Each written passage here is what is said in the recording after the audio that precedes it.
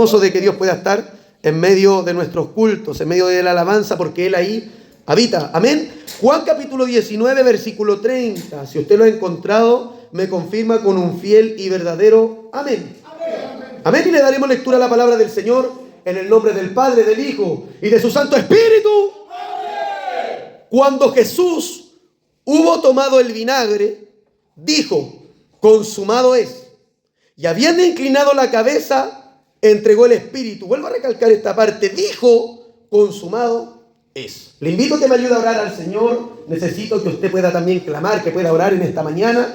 Como dijo el salmista, de mañana oirán mi oración, de mañana me presentaré ante ti. Tú no eres un Dios que se complace en la maldad. Es por eso, Dios amado, que en esta hora junto a mis hermanos alzamos la voz para que puedas escuchar a tus ovejas, para que puedas oírnos, Dios del cielo. En esta hora, Padre mío, nos humillamos delante de tu presencia. Nos hemos presentado ante ti. Hemos cantado alabanza, Señor amado, y necesitamos que nos dirija, necesitamos que nos hable, necesitamos, Dios del cielo. Oh, Padre mío, sí, bienaventurado el varón que no anduvo en consejo de malos, ni en silla de escarnecedores se ha sentado, sino que en la ley de Jehová medita de día y de noche. Señor amado, ayúdanos a ser plantados en la casa de Jehová, junto al río de agua viva, y que todo lo que hagamos pueda prosperar. Señor amado, te damos la gracia porque necesitamos tu presencia cada día, cada instante, cada segundo. Necesitamos más de ti, Señor amado. Sin ti nada podemos hacer, y es por eso que nos congregamos, es por eso que te buscamos, Padre Celestial, porque como se acaba de leer, una cosa te hemos demandado, y esta buscaremos: que estemos en la casa de Jehová todos los días de mi vida, Padre mío, para contemplar tu hermosura e inquirir en tu templo, para poder observar, Dios del cielo, porque tú eres hacedor de maravillas. Padre, en esta mañana quiero pedirte por los débiles, que tú puedas darle fuerza, que tú también, Dios mío, puedas levantar al que está caído, que puedas animar al desanimado, que puedas, Dios del cielo, cortar las cadenas, que puedas abrir las cárceles espirituales, que lo áspero se allane y que lo torcido se enderece. Dios amado, glorifícate en este día. Háblanos, aviva el fuego del don de Dios, Padre Celestial. En este día te damos las gracias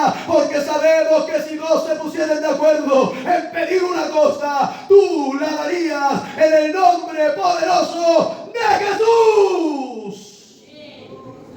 Vamos, vamos, levántese, démosle las glorias al Señor. Gloria a Dios. A su nombre. Tome su asiento, amado hermano.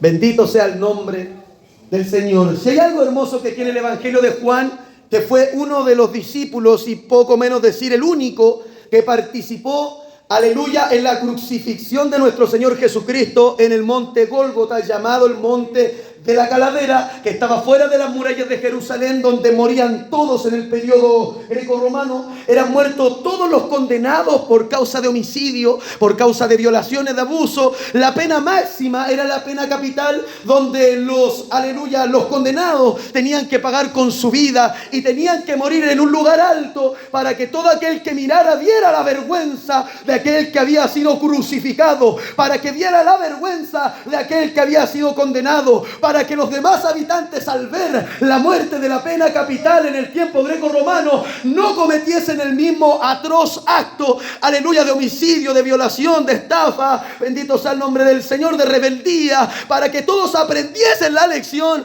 tenían que hacerlo de una manera pública. Este no era un juicio silencioso. Los romanos eran sanguinarios y ellos tenían que darle la paga al condenado con muerte.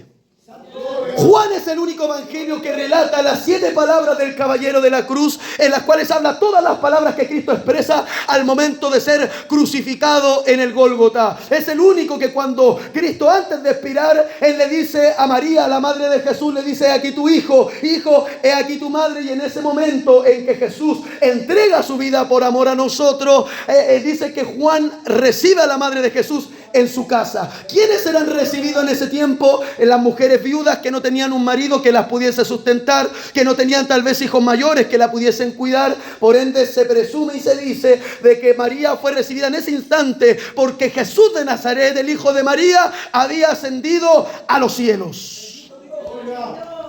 Juan es un evangelio enriquecido de teología, aleluya, en los cuales nos muestra de principio a fin de que Jesús es el Dios hecho carne, de que Jesús, aleluya, estando en la eternidad, se despojó a sí mismo, toda la riqueza las dejó en el cielo y por causa de nosotros Él se hizo pobre, a tal manera que Él teniendo el trono, estando a la diestra del Dios del cielo, dice la Escritura que Él descendió y nació tan pobre que nació en un pesebre, porque no se halló lugar para Él en medio de la casa, nació en un establo. Y dice la Escritura que luego comienza su vida, y a la edad de los 12 años Jesús estaba en el templo discutiendo asuntos acerca de la Torá, discutiendo asuntos acerca del Pentateuco, preguntando y respondiendo. Y los padres se le había perdido a Jesús, a María y José se le había perdido a Jesús, lo comienzan a buscar desesperadamente. Pasa un día, no lo encuentran, pasan 2 días, no lo encuentran, pasa 3 días y no lo encuentran, así como algunos de nosotros que cuando nos perdíamos de la casa nos íbamos a emborrachar y nos perdíamos 1, 2, 3 días, aleluya. Pero saben, mi hermano, a Jesús no lo pillaron en una cantina, a Jesús no lo pillaron en el punto de droga, a Jesús lo pillaron en el templo, a Jesús lo pillaron en la casa de Jehová, pues donde nos conviene estar en la presencia de nuestro Padre amado. Si se te pierde Jesús, búscalo en el templo, porque aquí es donde Dios derrama bendición y vida eterna. Oh, mi alma adora al Señor. Jesús comienza después del periodo de 12 años hasta los 30. Se pierde en la historia bíblica qué sucedió con él. Hay uno de los profetas que dice que posiblemente él estaba trabajando en las viñas. Otros dicen que estaba haciendo el oficio de su padre José, trabajando la madera, ¿cierto? Haciendo muebles, porque él era carpintero. El carpintero de ese tiempo no era como el carpintero que vemos hoy en día, que hace algunos tipos de trabajo, sino que los carpinteros que habían en ese tiempo eran aquellos que tenían que levantar las casas, que tenían que levantar las chozas, que tenían que ayudar a todo lo que tuviese que ver con lo arquitectónico dentro del pueblo de Israel en Jerusalén. Ellos tenían que ayudar en todo, construir casas, construir chozas, hacer algunas tiendas. Ellos tenían que manejar muchas cosas, por ende los carpinteros no solían tener mucho tiempo, y dicen que posiblemente si Jesús no estaba trabajando en las viñas como dicen los profetas, posiblemente estaba trabajando con su padre. Otros también señalan, según la cultura hebrea y judía, que Jesús posiblemente desde los 12 años era el periodo en que un maestro, aleluya, tenía que tomar a su discípulo para comenzar a enseñarle el Tanaj, enseñarle acerca de la Torá, de los profetas y de los salmos y los libros de sabiduría. Desde la edad de 1 año hasta los 12 años, hasta los 6 años aproximadamente, el niño siempre va a estar atento a la voz de la madre. Esto es psicología y esto está estudiado. Después de los 6 años hasta los 12 años comienzan a oír la voz del padre. Pero de los 12 años en adelante comienza el famoso periodo de la adolescencia, en los cuales los niños, ayúdanos Señor, se ponen rebeldes. En los cuales ya no van a buscar el vaso de bebida a la primera. Ya hay que empezar a apretarlo, hay que empezar con algunas advertencias para que el niño vaya a buscar las cosas. Ya el niño no llega y hace la cama a la primera porque comienzan a desobedecer a los padres, porque ya creen que son más grandes, porque empiezan a entender ciertas cosas. Entonces era el momento en que los padres judíos tomaban al niño y que lo tenían que llevar a la escuela, en ese tiempo la escuela de Gilel o la escuela de Gamaliel o la escuela de Shammán, donde tenían que llevar a Jesús a una sinagoga para que aprendiese cosas acerca de la Torá, aprender cosas acerca de la palabra. Entonces se dice que recién ahí un adolescente desde los 12 años hasta los 30 años, recién a los 30 al adolescente se le llama joven. No aquí como nos ha enseñado la sociedad que el joven comienza después de los 18 años. No, la madurez culmine, la madurez, pero más alta, el pic más elevado es a la edad de los 30 años. Por eso después de los 40, ayúdanos Señor, hay muchas cosas que a uno le cuesta aprender. Ya como que se dificulta a veces en que te entren ciertos conceptos, ciertas materias, porque uno ya empieza a dedicarse a la vida, a los hijos, a los nietos, al esposo, a la esposa, y uno empieza a distraer su mente. Es por eso, mi amado hermano, que es necesario congregarnos, para que siempre nos estemos estimulando al amor, para que siempre nos estimulemos a la unidad y a las buenas obras. Y Jesús a la edad de 30 años comienza su ministerio. Su ministerio comienza, ¿sabe dónde? Dentro de una sinagoga, donde él dice que estaba abriendo un pergamino, donde él estaba abriendo la Torá, donde a él le tocaba leer en Shabbat, aleluya, una porción de la Escritura, y él comienza leyendo una palabra, si no mal recuerdo, ubicada en Isaías capítulo 61, y dice: he aquí, el Espíritu de Jehová está sobre mí, porque me ungió Jehová para darle libertad a los que están cautivos, para abrir las cárceles a aquellos que están presos, para darle la vista a los que están ciegos, para ayudar a los pobres y anunciarle el reino de Dios. Y dice que cierra el rollo, y todos estaban expectantes a ver qué decía Jesús referente a esto, porque los maestros de la Torá, después de leer una porción, una parashat, ellos tenían que dar un comentario acerca de lo que leyeron, y él lo único que le dice, mirando a todos atónitos, patidifusos, estupefactos, impresionados, les dice: queridos varones judíos y hebreos, esta palabra se acaba de cumplir. Una misión, el inicio, el berechit, el comienzo de una misión. ¿Cuál es esa misión que vino a cumplir Jesús? La Escritura relata en Génesis capítulo 6 versículo 5 que Jehová miraba a los hombres, miraba a la humanidad, y dice la Escritura que estaba triste, que estaba de alguna forma arrepentido, porque el hombre, su corazón y sus designios de su pensamiento eran de continuo hacer lo malo. Desde el inicio comienza la desobediencia y la caída del estado de santo del hombre, y así dice la Biblia que el pecado entró por un hombre, y por el pecado la muerte. Así la muerte pasó a todos los hombres, por cuanto todos pecaron. Y muchos de nosotros a veces decimos: por culpa de Adán padezco esto o aquello, por culpa de Eva padezco esto o aquello. No, dice la Escritura que el Padre no llevará el pecado del Hijo, ni el Hijo llevará el pecado del Padre, sino que el alma que pecare, esa morirá. ¿Y sabe por qué cada uno de los que estamos sentados aquí, y yo que estoy en pie aquí, por naturaleza hemos sido condenados? Porque yo también he desobedecido los mandamientos de Dios, porque yo también he mentido, porque yo también he sido falso, yo también he sido hipócrita, yo también, aleluya, aparentado algo que no soy. Entonces esto no es por culpa de Adán, esto no es por culpa de Eva, sino que cada uno dará cuenta a Dios de sí. Yo no te mandé a violar, yo no te mandé a golpear a tu mujer, yo no te mandé a mentirle al pastor, yo no te mandé a ser una persona falsa, yo no te mandé a ti a andar hablando mal de tu hermano, yo no te he mandado a ti a levantar murmuración y chisme, yo no te he mandado a ti a pecar. Pero uno de su propia concupiscencia es atraído, seducido, y dice que la Biblia que el pecado siendo consumado da a luz la muerte. Cada uno de nosotros hemos pecado y tenemos que responsabilizarnos de haber mentido. Como dijo uno por ahí: ¿nunca han mentido? Bendito sea su nombre. Despierta las conciencias, Señor. Por tanto, no es culpa de Adán, es culpa suya. No es culpa de Eva, es culpa suya, es culpa mía. Tenemos una deuda.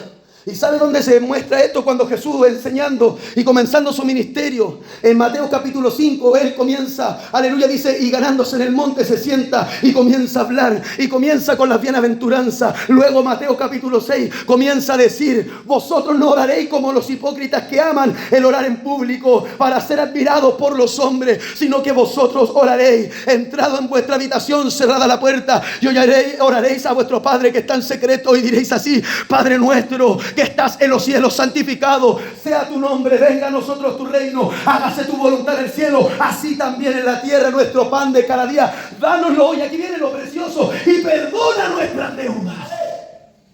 Y no hablo de la deuda del plan del celular, no hablamos aquí de la deuda, aleluya, de los regalos que le dimos a los hijos y los sacamos a crédito. No, está hablando de una deuda en el alma, una deuda del espíritu, una deuda como ser. Nosotros tenemos una deuda con el Creador, nosotros tenemos una deuda con el Señor. Y dice: perdona nuestras deudas como nosotros también perdonamos a nuestros deudores. Cuando a nosotros una persona que amamos no nos saluda, nosotros quedamos sentidos.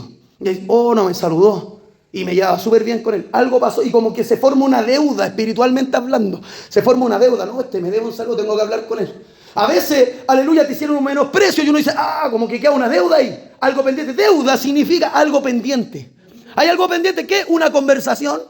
Pendiente, ¿sabe qué? Una reconciliación. No pendiente andar refregándose las cosas en la cara, diciéndose: oye, no saludaste, falta de respeto aquí. No, dice la Biblia: si vieres cometer a tu hermano una falta, vosotros que sois espirituales, id y restaurarle con espíritu de mansedumbre. No vaya a ser que vosotros también seáis tentados. ¿Qué quiere decir esto? Que a lo mejor usted también no ha saludado. A lo mejor usted también ha menospreciado a lo que el proverbista dice en Eclesiastés: cuando escuches que hablan mal de ti, no apresures a enojarte en tu corazón, porque sepa que tú también has hablado mal de otros siervos.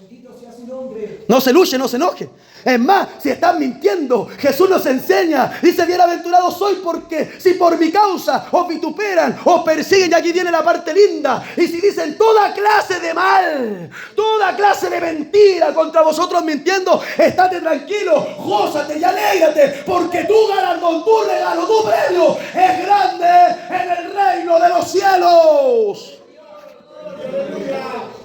Y Jesús comienza una misión, que es la misión de redención, que es la misión en la que alguien tiene que satisfacer la justicia de Dios, un Dios santo, un Dios maravilloso. En el inicio lo primero que ve es desobediencia. ¿Y qué es lo que hace? Unas túnicas les hace a Adán y Eva, que posiblemente algunos dicen que fue el primer sacrificio que hace Dios en honor a la desobediencia del hombre, porque esas pieles de algún lugar salieron, y se dice que se las colocaron a ellos porque se había hecho un sacrificio por causa de la desobediencia del primer matrimonio registrado en la Biblia. Luego comienza, aleluya, Abel y Caín, en los cuales Caín por envidia mata a su hermano, porque las ofrendas de Abel eran más justas delante del Señor que las de Caín. La pregunta es que Abel en la Biblia nunca habló. Abel en la Biblia no registra ningún diálogo. Usted ve Génesis y lo rebusca. Abel nunca habló la palabra. Lo único que hizo para ser asesinado, ofrecer una ofrenda, ofrecer un sacrificio que Dios miró con agrado.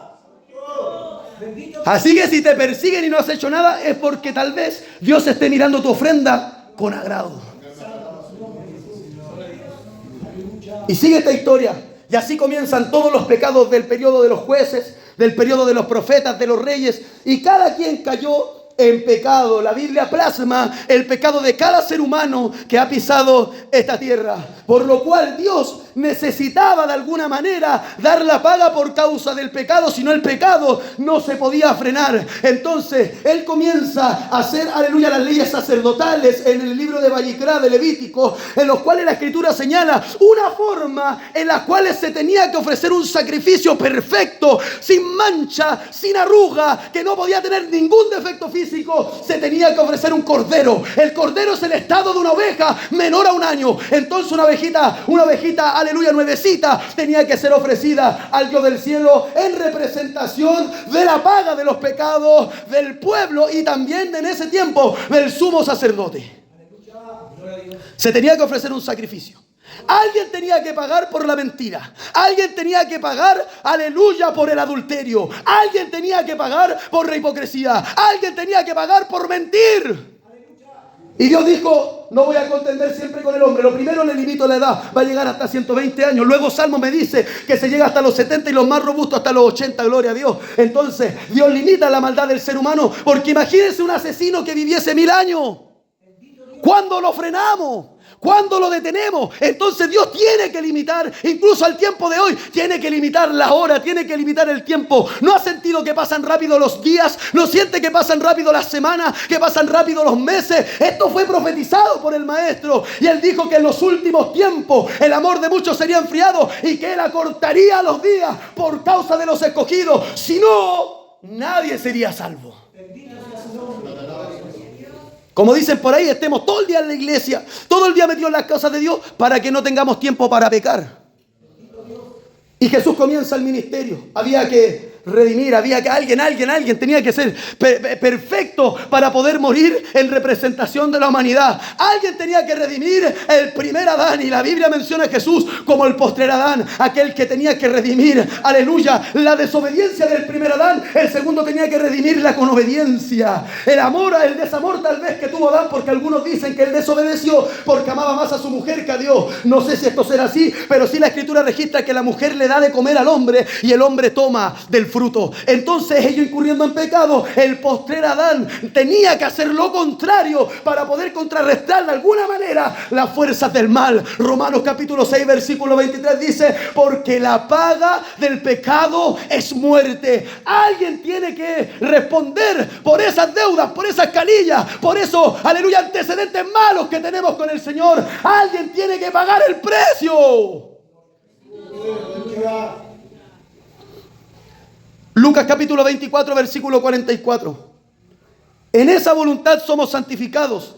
Aleluya. Y les dijo: estas son las palabras que os hablé, estando aún con vosotros, que era necesario que se cumpliese todo lo que está escrito de mí en la ley de Moisés, en los profetas y en los salmos, a lo cual se le llama la Tanaj, que componía la Torá, el Pentateuco, los primeros 5 libros, luego componía los libros de sabiduría, los sapiensales llamados los Netubín, y luego los profetas que eran llamados los Ketubín. De ahí se hace un acrónimo, lo cual los hebreos llaman la Tanaj, o la famosa llamada Tanaj, que es el compendium del Antiguo Testamento, el cual Jesús cumplió, aleluya, a cabalidad, en el cual el Señor cumplió desde Génesis 3:15, cuando le tiene que pisar, aleluya, la cabeza a la serpiente, desde ahí en adelante, Salmos capítulo 22, cuando Él es muerto, aleluya, y el profetizado que iba a morir y que iba a exclamar unas palabras en la cruz. Luego, aleluya, hasta llegar a los últimos profetas, Él cumple toda la palabra. Él cumple Isaías capítulo 53 completísimo. No había ley, no había tilde, no había coma que Él no hubiese cumplido. Por eso Juan, aleluya, cuando le quería bautizar, Jesús le dice: yo sé que no necesito ser bautizado, estoy parafraseando, pero necesito que me bautices porque es necesario que se cumpla toda ley. Es necesario que se cumpla toda la palabra. No podemos comer lo que nos conviene nomás. Hay que comerse toda la palabra. Y así se le dijo a Ezequiel: tienes que comer el rollo y luego tienes que anunciárselo al pueblo. Así se le dijo a Juan en Apocalipsis: vino, aleluya, un ángel y le pasa un rollo, el cual era dulce en sus labios, pero en su vientre era amargo. Es por eso tenemos que comernos esta palabra. Y así como Jesús cumplió todo a cabalidad, Hebreos capítulo 10, verso 10 dice: esa es la voluntad, y en la voluntad de Dios somos santificados mediante la ofrenda del cuerpo de Jesucristo, hecha una vez y para siempre. Bendito Dios. En el periodo de los sacerdotes había un día llamado el Yom Kipurino, el Yom Kippur, que era el día, aleluya, designado por Dios, el día de la expiación, en lo cual el sumo sacerdote una vez al año podía entrar al lugar santísimo, podía pasar por los atrios de Dios, ofrecer un sacrificio, aleluya, por él y por el pueblo. Luego entraba al lugar santo, donde él tenía que mantener constantemente el altar encendido, y dice que él tenía que ofrecer un incienso, un objeto en el cual él tenía que encender incienso de la ceniza del sacrificio hecho en los atrios. Y cuando él entra, aleluya, adentro pasa al lugar santo, y había una cortina gigantesca que separaba el lugar santo del lugar santísimo. El lugar santísimo contenía, aleluya, el arca del pacto, también llamado el arca de la alianza, también llamado el arca del testimonio, que contenía la vara que reverdeció de Aarón, contenía las tablas de la ley que habían sido rotas, aleluya, cuando desciende Moisés, gloria al Señor, dice que ve al pueblo que estaba en idolatría, y él quiebra las piedras que habían sido esculpidas por el dedo de Dios, y el arca del testimonio y de la alianza contenía las tablas de la ley, y también contenía el maná del cielo. Dios demostró con la vara de Aarón de que Dios estaba con Aarón. Dios demostró con las tablas de la ley de que Dios era real y que estaba con su pueblo. Dios demostró con el maná que descendió del cielo de que Dios, aún en el desierto y en las pruebas, Dios está contigo para alimentarte. Dios está contigo para darte a beber agua. Dios está contigo, cual poderoso gigante. Era la presencia del Dios Todopoderoso, eterno, plasmada en la tierra. Y solamente un hombre tenía el privilegio de poder venir ante la presencia y orar y clamar por él y por el pueblo una vez al año, porque él es santo y 3 veces santo. El atrio santo, el lugar santo es santo, y el lugar santísimo más que santo. Y ahí él habitaba en luz inaccesible. Nadie podía entrar sino que solamente el sumo sacerdote. Y cuando el sumo sacerdote traspasaba aquel velo, tenía el acceso para poder entrar.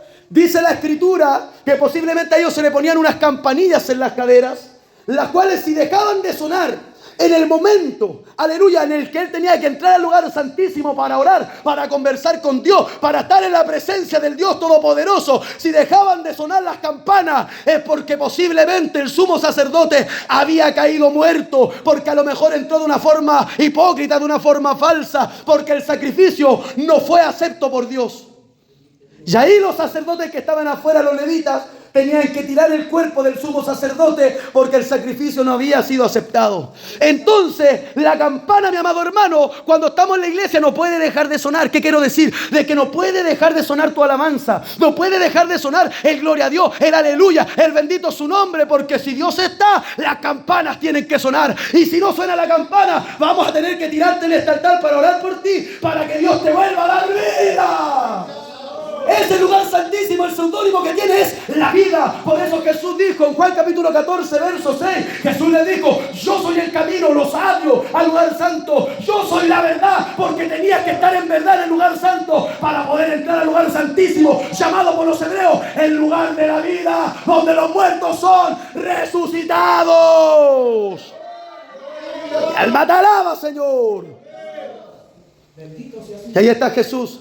Hay que pagar el precio para poder tener acceso al lugar santísimo. Hay que pagar el precio para que el ser humano pueda tener alcance a conversar con su Creador. Hay un vacío en el corazón del ser humano. Hay un vacío en el corazón del hombre. Y en ese vacío uno lo intenta llenar con las cosas del mundo, con las cosas pasajeras. Porque hay algo. ¿Cuántas veces has dicho, quizás Dios no es real, pero hay algo en tu interior que no te deja tranquilo? Hay algo adentro en lo profundo que te dice que Dios es real, de que Dios es veraz. Debiste morir y no moriste. Debieron golpearte y no te golpearon. Debiste irte por la enfermedad y no te fuiste, porque hay algo que te cuida, hay algo que te protege, hay algo a lo cual nosotros conocemos como el Paracleto, que es el Espíritu Santo del Señor, aquel que está a tu lado, aquel que te acompaña, aquel que te levanta cuando estás caído, aquel que te anima cuando estás desanimado, aquel que te da vida cuando sientes, aleluya, el dolor de la muerte. Y Él viene y te fortalece, Él viene y te levanta, Él viene, aleluya, y te da el ánimo que necesitas para seguir adelante. Ya que el sumo sacerdote, cuando entraba, si en algún momento las campanas no sonaban, era el momento en el que el sumo sacerdote, desde adentro, desde el lugar santísimo, le gritaba a los que estaban afuera: ¡Telestai! ¡Consumado es! ¡Dios nos perdonó! Y todos celebrando, aleluya, en el pueblo de Israel, porque en el día del Yom Kippur había sido aceptado el sacrificio, porque en el día del Yom Kippur habían sido cubiertos los pecados de todo un pueblo. Por eso Él dice: consumado es. La Escritura sigue señalando Jesús caminando hacia el Gólgota. Y Él dice en 1 Corintios capítulo 7, verso 23, Pablo dice: por precio fuisteis comprados, no os hagáis esclavos de los hombres. Un esclavo es una persona que antiguamente era comprada por un valor. Por ende, quien lo compraba era señor de aquel siervo o era señor de aquel esclavo, y el esclavo no puede hacer lo que se le da la gana. El esclavo no puede hacer lo que quiere. El esclavo tiene que sujetarse a lo que su señor le dice. Comprar se define con pagar el precio. Entonces, cuando dice que vosotros fuisteis comprados, no os hagáis esclavos de los hombres. No puedes esclavizarte por el hombre. No puedes esclavizarte por un ser humano. ¿Sabes por qué? Porque el Señor te compró, pero no para meterte a otra cárcel. El Señor te compró para hacerte libre. El Señor te compró para cortar tus cadenas. El Señor miró tu aflicción y te escuchó de su santo templo. He aquí, este pobre clamó y Jehová lo oyó. Él te compró para que fueras libre. Él te compró para que le sirvas de gracia. ¿Sabe lo que es gracia? Cuando a ti te hacen un favor y uno que dice: gracias por el favor. O sea, es cuando te hacen algo inmerecido, algo que ni tú esperabas. El Señor vino y pagó el precio en la cruz del Calvario para que tú fueses libre. Y con tal de que no uséis esa libertad como para ocasión de la carne. Por eso andad con la libertad que Cristo os hizo libre. Por eso el borracho no lo pudo cambiar nada más que la sangre bendita del Cordero. Por eso al drogadicto no lo pudo cambiar nada más que la presencia de Dios. Por eso al depresivo, al que tenía crisis de pánico, nada, ninguna pastilla lo pudo sanar, sino solo la presencia del Dios Todopoderoso. Oh, mi alma te alaba, Señor. 1 Corintios capítulo 6, verso 20. Porque habéis sido comprados por precio. Glorificad pues a Dios en vuestro cuerpo y en vuestro espíritu, los cuales ahora son de Dios. 1 Pedro, capítulo 1, versículo 18. Sabiendo que fuisteis rescatados de vuestra vana manera de vivir, la cual recibisteis de vuestros padres, no con cosas corruptibles como oro o plata, sino con la sangre preciosa de Cristo, como de un cordero sin mancha y sin contaminación. Por precio fuisteis comprados. Estas últimas palabras que Cristo expresa, consumado es una palabra que en el griego es telestai, que significa lo siguiente. Telestai o consumado significa ha sido terminado. Significa misión cumplida. Significa la deuda que tenías fue pagada. Esto es la base, aleluya, de tu perdón. Es la garantía de tu adopción. Es el acceso a Dios por medio de Jesucristo. Este momento crucial en la historia del mundo, cuando se parte la historia de la humanidad en antes de Cristo y después de Cristo, esto es verídico, esto es real. Y hay historiadores no cristianos que comentan que Jesús sí vino a esta tierra y sí caminó y fue conocido como un rabí, como un maestro. Y aquí, aleluya, en este momento cúlmine de su vida, dice que el punto de la profecía se acaba de cumplir. Cuando él dice consumado es, el último punto de la ley, de los sacrificios, se acaba de cumplir. No quedó nada pendiente en el plan de salvación. Aquí no hay nada que usted, que yo podamos añadir a la cruz de Cristo. No hay buena obra que pueda sumar al plan de salvación que ya fue cumplido. Él dijo, telestai, todo fue cumplido, todo fue consumado. Y es por eso que esto no se recibe por obra, sino por gracia. Porque usted tiene que solamente darle gracias a Dios y recibir este precioso regalo de la salvación. Y este regalo tienes que cuidarlo con ayuno, oración, Biblia y fe. Oh, mi alma te adora, Dios. Telestai, esto ya fue pagado.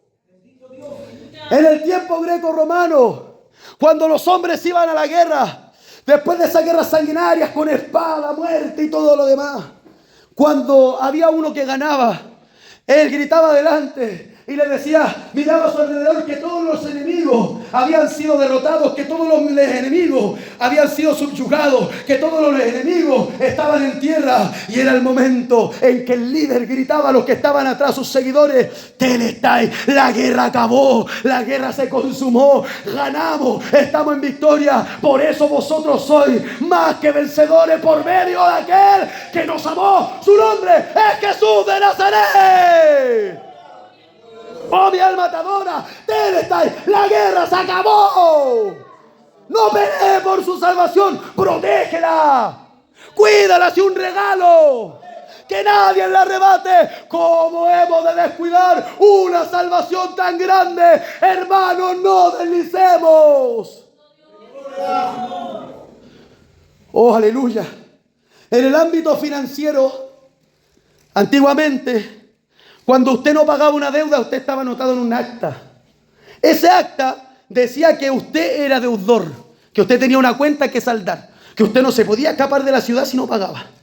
Y esta deuda era puesta en público. Y cuando era pagada, cuando era cancelada, no es como hoy en día que te devuelven el cupo de la tarjeta de crédito, sino que en ese tiempo se tomaba el papel, se tachaba y se le escribía telestai. Luego se tomaba, porque había sido cancelada la deuda, y se colocaba fuera de la ciudad y también se colocaba dentro. Y ahí estaba el nombre de muchos deudores que el Señor vino a pagar esa deuda. Y en ese momento se escribía en el documento, Marco Rodríguez, condenado a muerte, telestai, él pagó su deuda.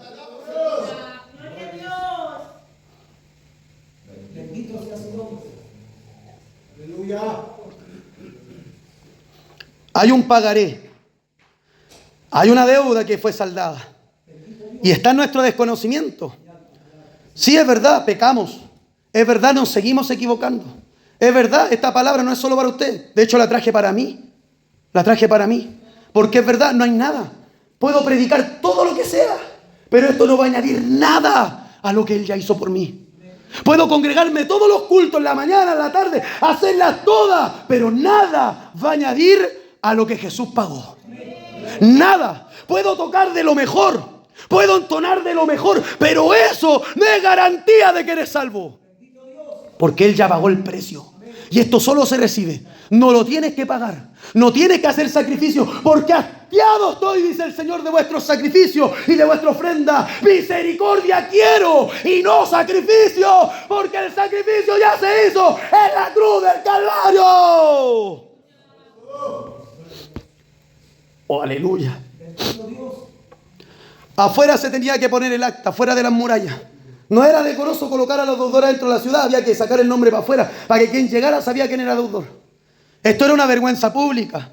Y afuera se hacían los sacrificios, afuera se hacía todo. De hecho, afuera estaba el famoso llamado Gehenna, ahí en el monte del Hermón, donde el fuego no se apagaba ni de día ni de noche. Siempre estaba encendido quemando los basurales que habían fuera de las murallas de Jerusalén para no contaminar la ciudad. Había que quemarlo afuera. Y sobre todo esto dice la Escritura, cito la palabra de Dios, en Hebreos capítulo 13, verso 12, Jesús padeció fuera de la puerta, fuera de las murallas. Y ahí era donde clavaban el recuerdo a los criminales. Pablo dice que había una oficina de deudores, pero el acta de tu deuda fue clavada en la cruz.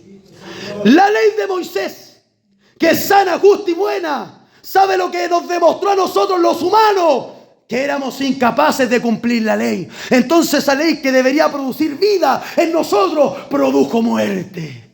Romanos capítulo 7. Y en la Torá, Romanos capítulo 3, verso 20 dice, por medio de la ley es el conocimiento del pecado, lo que no debemos hacer. Y ahí en la lista hay muchas cosas que nosotros sí hemos hecho. La ley no te salva, la ley te acusa. Y esto mostraba que nosotros teníamos una deuda que pagar. Jesús clavó la cruz en Efesios 2:15, aboliendo en su carne las enemistades, la ley de los mandamientos expresadas en ordenanza. Porque ¿sabes lo que uno causa en una persona que te da una orden y uno la desobedece? ¿Qué es lo que causa? Causa una deuda, causa un descontento, causa así como, oye, que fome, no hace caso en nada. Entonces queda una deuda. Y esto el Señor lo abolió en su carne porque esto causa enemistad. ¿Se ha dado cuenta? La mayoría de la enemistad es porque hay algo en lo que no se cumplió de las dos partes. Y ahí no, ya no es mi amigo, porque si hubiese sido mi amigo hubiese cumplido. Si hubiese sido mi amigo hubiese cumplido. Y nosotros al Señor no le hemos cumplido ninguna o pocas de las promesas que le hemos hecho. ¿Cuántas cosas hemos prometido a Dios? ¿Cuántas hemos cumplido? ¿Cuántas cosas hemos dicho? Señor, si tú salvas a este, si tú salvas a aquella, ahora le voy a ponerle bueno, ahora te voy a servir, ahora danzo, ahora hablo lengua, ahora le pongo bueno. Dios te cumplió, Dios te dio lo que pedías. Y ahora, ¿dónde estás tú? Adán, cuando pecó, fue el primer momento en que el ser humano sintió miedo. Señor, oí tu voz que se paseaba en el huerto y temí, por eso me escondí. Nosotros nos escondemos de Dios cuando desobedecemos. Nos escondemos de Dios cuando hacemos cosas malas. Porque el que hace lo bueno viene a la luz para que sea manifiesto que sus obras son hechas en Dios. Pero aquel que hace lo malo no viene a la luz para que sus obras no sean reprendidas. Hay una lista de todas nuestras transgresiones. Hay un expediente judicial ante Dios. Hay un infierno que nos acusa. Hay demonios que nos acusan. Hay un diablo que Apocalipsis me dice que constantemente nos acusa en el cielo. Tú pecas y hay enemigos que, aleluya, no respetarán tu caída. Te van a hacer pedazos. Te van, aleluya, a querer destruir. Y los demonios casualmente no los podemos ver, pero están ahí. Persiguiéndote, están ahí siguiéndote. Fantasmas, duendes, como usted le quiera llamar. Los demonios son nuestros enemigos, porque no tenemos, aleluya, lucha contra carne ni sangre, sino contra huestes de maldad, contra principados, contra potestades, contra gobernadores de las tinieblas en las regiones celestes. Pero estate tranquilo, hermano, que hay uno que dijo: Telestai, ellos ya han sido vencidos. Me gustaría que se ponga de pie y escuche estas últimas palabras. Bendito Dios. Mi alma te adora, Señor. Hace un par de años, yo podría decir hartos años ya, en Estados Unidos, había un hombre que era juez y muy respetado porque no había juicio en el que él no juzgara justamente. Era un juez justo. Era un juez que no se le pasaba ninguna. O sea, cualquier criminal que usted quisiese que fuera juzgado y que pagara con cárcel, incluso con muerte, en ese tiempo la pena capital, usted lo llevaba donde este juez. No, este me hizo mal, lo vamos a llevar a que muera, lo vamos a llevar con este juez. Dice que había un culpable por ahí, había una persona, aleluya, que tenía que ser juzgada, un acusado, el cual lo llevaron a un lugar con un juez que no dio la pena máxima, que era la pena de muerte. Entonces los pescados decían, no, yo creo que el juez lo juzgó justamente. Pescaron al reo y lo llevaron a otro juez. Ese juez tampoco juzgó rectamente. Es más, como podríamos decir hoy en día, está arrestado con orden, aleluya, para estar en la casa. No. Entonces, como le dieron ese juicio, lo tomaron nuevamente al culpable y lo llevaron al juez que la llevaba. La llevaron al juez justo. Este sí le va a dar la pena de muerte. Luego estaba el juez preparado, no sé si decir sotana, la togal, no me acuerdo cómo se llama, que lo representaba como juez. Él estaba en el altar y entra el acusado. ¿Sabe lo curioso? Que el acusado era el hijo del juez. Y entra el acusado. Y el juez sorprendido porque era su hijo. Él ya había revisado los expedientes, había hecho cosas terribles. Y el juicio que tenía que darle era la pena de muerte. Pero era su hijo. Entró, comenzaron a leer todo su expediente. Y le dice, solo porque era su hijo, le dijo, él tiene que morir o pagar una cantidad X de dinero que no la tenía cualquier persona. Cuando le dice que tenía que pagar con pena de muerte porque sabía que el hijo no tenía ninguno, él sabía que su hijo iba a morir. ¿Saben lo que él hace? Se saca el traje de juez, golpea. ¿Tiene que morir o tiene que pagar la deuda? Se saca el traje de juez, baja. Gloria al Señor, permiso, baja. Se gana ante la tribuna y les dice, saca la chequera, dice, yo pago la deuda y si no aceptan el pago de su deuda, yo tomaré su lugar. ¿Saben lo que hizo Cristo en la cruz del Calvario? Él tomó tu lugar. Él tomó mi lugar. Él tomó, aleluya, nuestra deuda. La llevó a la cruz y dijo, debe estar consumado es la deuda, Padre. Padre, la deuda la pagué.